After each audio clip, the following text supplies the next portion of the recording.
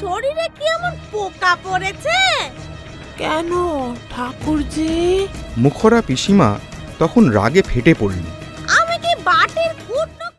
যখন পড়বে না মোর পায়ের চিহ্ন এই বাটে,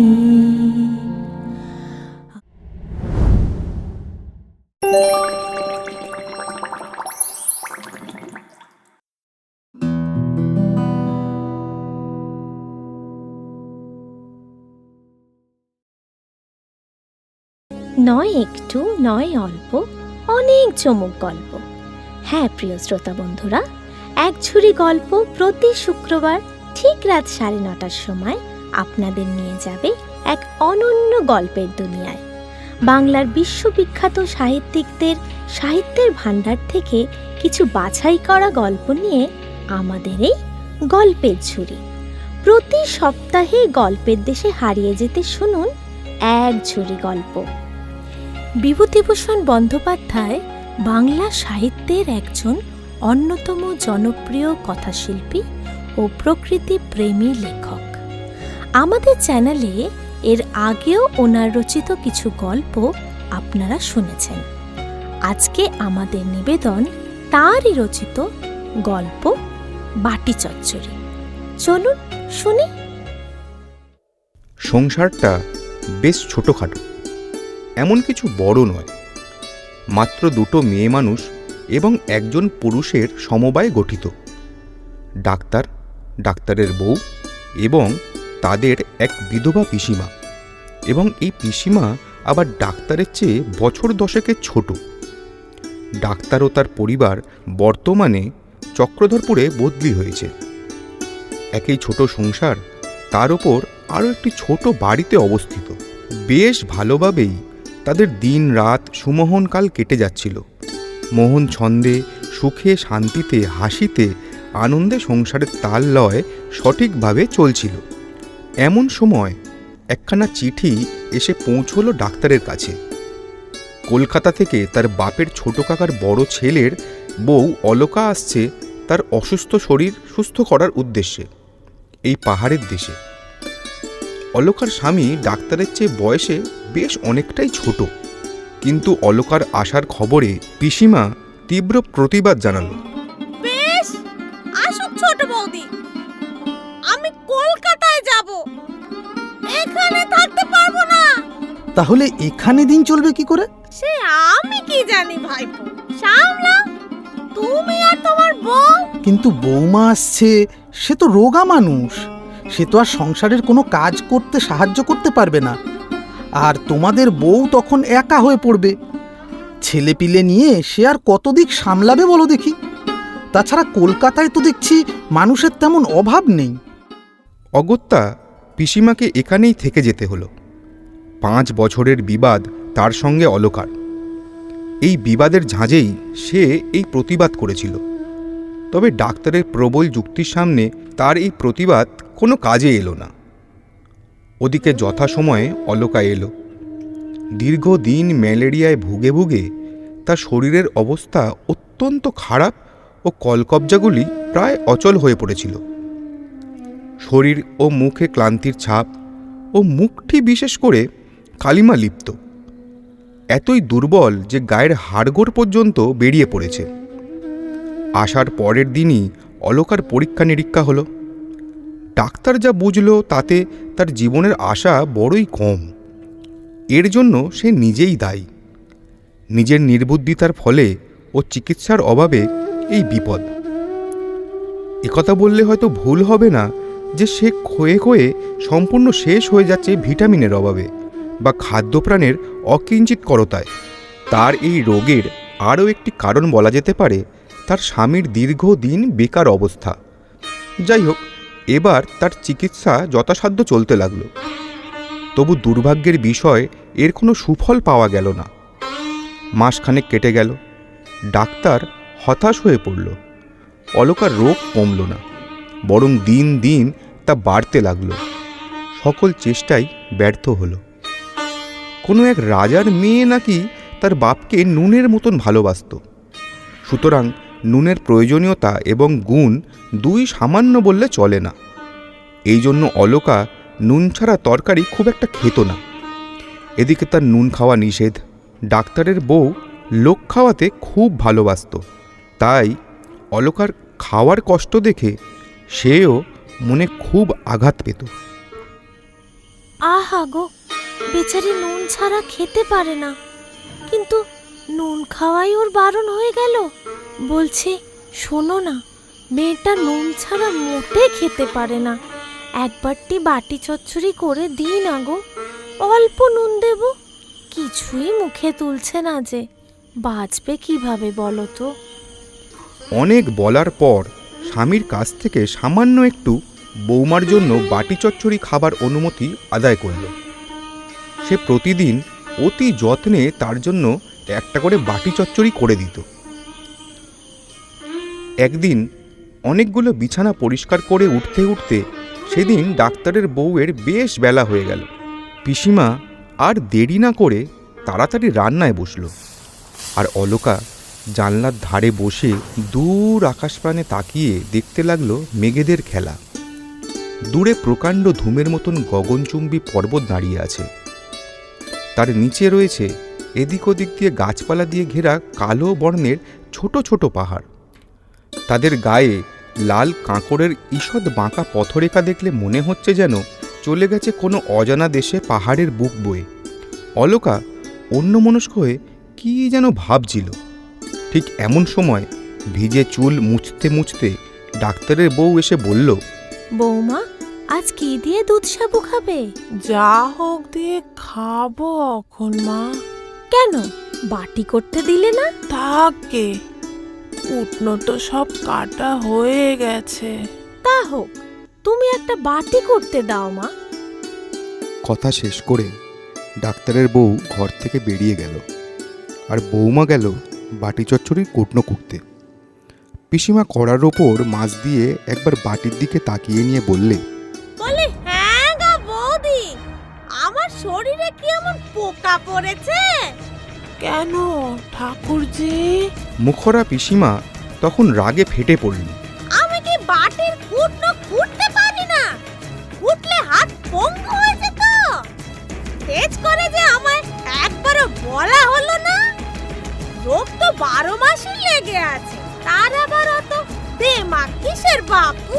ননদের এই তীব্র বাক্যবাণের আঘাতে দারুণ ঘৃণায় ও কষ্টে অসুস্থ বধূটির দুই নয়ন ভেদ করে অঝরে ঝরে পড়ে অশ্রুকণা। নিজের রোগের চিন্তায় ও স্বামীর অর্থহীনতায় তার সারা কোমল অন্তরাত্মা রি রি করে ওঠে। পিসিমার মুখে তখন যেন তুবড়িতে আগুন লেগেছে। যতক্ষণ না বারুদ ফুরাচ্ছে তার থামার নাম নিচ্ছে না। অলকা সকলের অজ্ঞাতসারে আস্তে আস্তে বাটিটা নিয়ে আসে।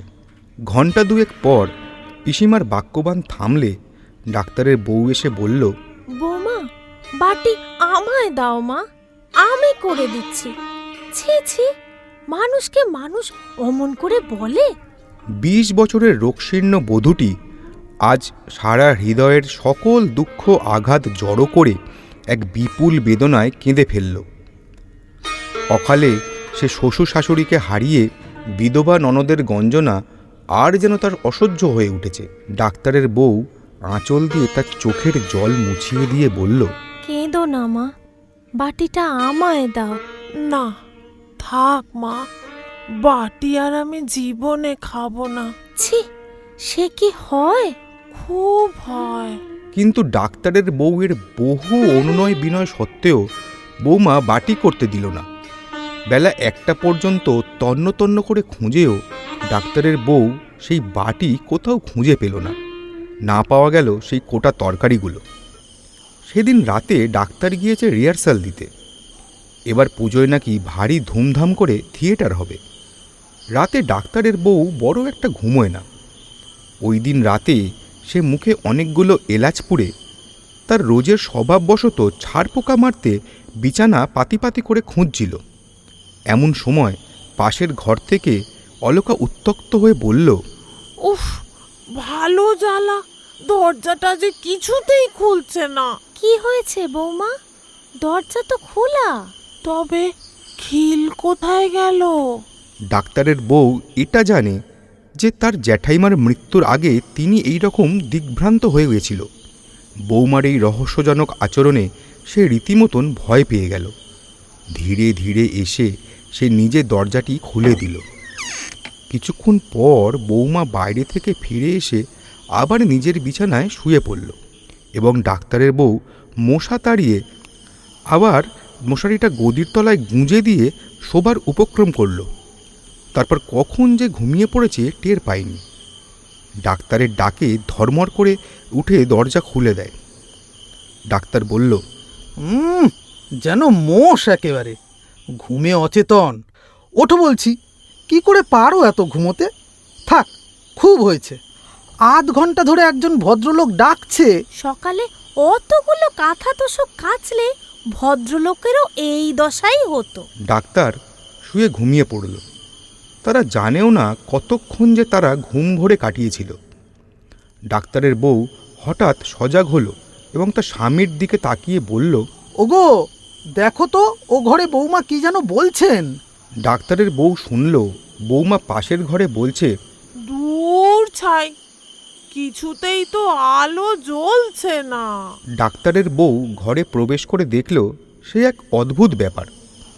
বৌমা মশারির মধ্যে হারিকেনের ল্যাম্প নিয়ে বারংবার ফসফস করে দেশলাইয়ের কাঠি জ্বেলেই চলেছে, আর সেই প্রজ্বলিত কাঠি চিমনিতে ঠুকে ঠুকে নিভিয়ে ফেলছে প্রতিবার। এমনি করে ব্যর্থ হচ্ছে আর বেদনায় ছটফট করছে। ডাক্তারের বউ হতবাক হয়ে খানিকটা স্থির হয়ে রইল এক মুহূর্ত। তারপর বলল, বৌমা, ও কি করছো মা? দেখো দেখিনি মা, আলোটা কিছুতেই জ্বলছে না। বৌমার জ্ঞান তৎক্ষণাৎ ফিরে আসে। কিংকর্তব্য বিমূঢ়ের মতো চেয়ে থাকে ডাক্তারের বউয়ের দিকে। ডাক্তারও এগিয়ে আসে। তারপর তাড়াতাড়ি তাকে পরীক্ষা করে বলে, আরে শিগগির আগুন করে ওর হাত পা সেঁক করো। এতক্ষণে পিসিমার ঘুম ভাঙে। সে তার আলস্য ত্যাগ করে তাকিয়ে থাকে পিটপিট করে। ডাক্তার এসে তড়িঘড়ি বৌমাকে একটা ইঞ্জেকশন দেয়। তারপর বাইরে গিয়ে বলে, না, এত করেও বৌমাকে বাঁচাতে পারলুম না। চোখের কোল থেকে ঝরে পড়ছে বিন্দু বিন্দু জল। ডাক্তারের বউয়েরও চোখ হয়ে যায় বাদল দিনের সজল আকাশের মতো। এক মুহূর্তে সব কিছু এলোমেলো হয়ে যায়। অলকার স্বামীর কাছে কলকাতায় টেলিগ্রাম করা হয়, যদি একবার শেষ দেখা করতে পারে পাড়ের ঘাটে। ডাক্তার তার চেষ্টার কোনো ত্রুটি রাখেনি। গলার বোতাম বাঁধা দিয়ে তার স্বামী এলো একেবারে শেষ মুহূর্তে দূরান্তর থেকে, আর সাথে এলো তার মেজদি। তবুও বৌমা বাঁচল না। ডাক্তারও তার বউ কাঁদল মৃতার স্বামী ও মেজ ননদ।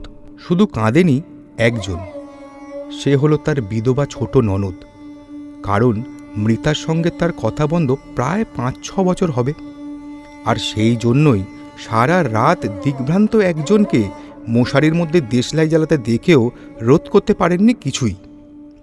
এই ঘটনার দিন 7 পরে ডাক্তারের বউ কোনো এক দুপুরবেলা ভাঁড়ার ঘর গোছাতে গোছাতে একটা খালি হাঁড়ির মধ্যে পেল সেই বাটিটা, আর তার মধ্যে পেল কতগুলো শুকনো তরকারি। পুরনো ক্ষতে আবার যেন নতুন করে আঘাত লাগলো। বুকের মধ্যে একটা যন্ত্রণা, একটা দীর্ঘ নিঃশ্বাস যেন চেপে ধরল। এই হৃদয় বিদারক বিচ্ছেদ বেদনা সশব্দ শোকার্ত বাক্যে সে লাঘব করল না। কেবল সজল অশ্রুসিক্ত নয়নে তাকিয়ে রইল সেই বাটিটার দিকে আর সেই শুকনো তরকারিগুলোর দিকে।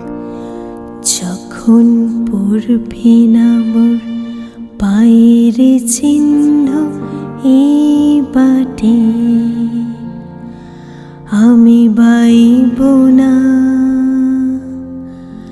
আমি বাইব না মোর খেয়া তরি এই ঘাটে গো।